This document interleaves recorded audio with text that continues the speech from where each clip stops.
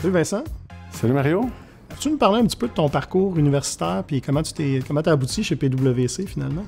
J'ai étudié au collège à Valleyfield, tout fait de primaire jusqu'au collège à 1 km de la maison, fait assez banlieusard. Je savais ce que je voulais pas faire, mais je savais pas ce que je voulais faire. Puis j'ai vu les sciences comptables comme sciences pures du cégep. Fait que je me suis inscrit là-dedans, mon frère était déjà dans ce programme-là, mon père a un cabinet comptable. Je me suis inscrit en comptabilité en me disant ça va m'ouvrir les portes. J'ai eu plusieurs offres sur la table, comme beaucoup de personnes, je n'étais pas le seul. Mais une des dernières gangs que j'avais rencontrées, c'était PwC à l'époque, Sylvie, puis Marie-Pierre. J'avais rencontré Mario Lompré, je pense. Tout le monde a tout le temps des messages corporatifs, là, mais côté humain avait marqué, puis ça avait été facile de faire le choix. En fait, j'allais là, comme je disais tantôt, pour me donner des outils, je voulais avoir des opportunités d'apprendre des marchés, des disciplines, des clientèles, puis des gens. Fait que Price m'a donné ça, absolument. Je savais que je voulais éventuellement aspirer à des postes de direction en entreprise pour le côté très généraliste d'un poste de direction, pas juste focusé sur une tâche.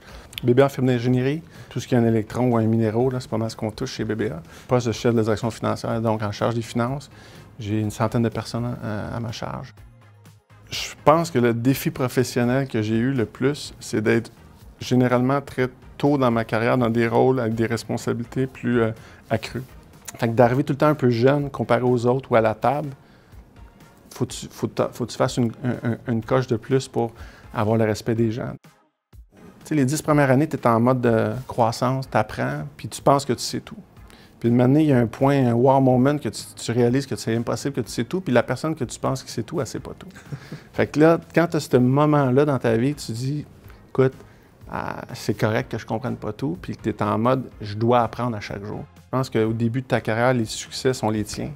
Puis on devient pas nécessairement égocentrique, mais tu veux réaliser, puis tu veux te prouver, tu veux monter les échelons. Puis plus tu évolues dans ta carrière, le succès, il se traduit vers les autres. C'est-à-dire le succès de ton organisation, le succès des gens autour de toi, puis de permettre aux gens autour de toi d'avoir du succès. Quand tu travailles en équipe, l'organisation a des succès, puis que les gens te parlent du succès de l'organisation, indirectement, tu sais que tu étais partie prenante de ça. C'est hyper valorisant.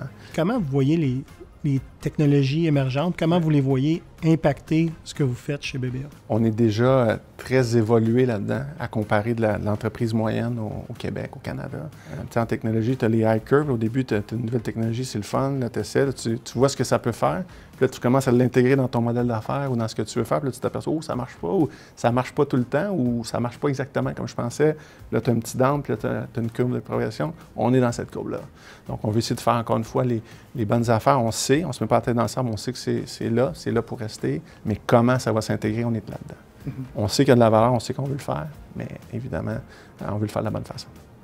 Le réseau PwC Alumni, qu'est-ce que ça t'apporte? Qu'est-ce que tu apprécies particulièrement dans ce réseau-là? En fait, c'est l'accessibilité des gens. À partir du moment où tu réalises, comme je disais tantôt, que tu ne sais pas tout dans la vie, tu as des amis qui sont meilleurs là-dedans, qui ont des expériences.